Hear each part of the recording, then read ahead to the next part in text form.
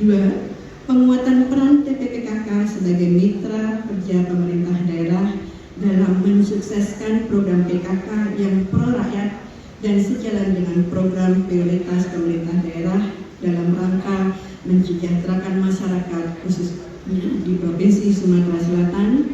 dan sinkronisasi serta sinergi program dan kegiatan dengan perangkat daerah yang merupakan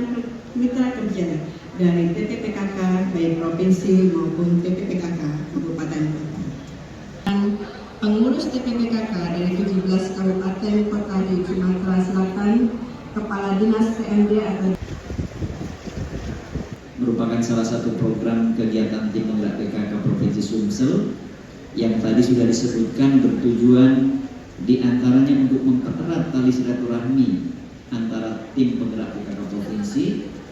dengan organisasi perangkat daerah di Provinsi Sumatera Selatan, kemudian dengan ketua tim penggerak PKK Kabupaten Kota,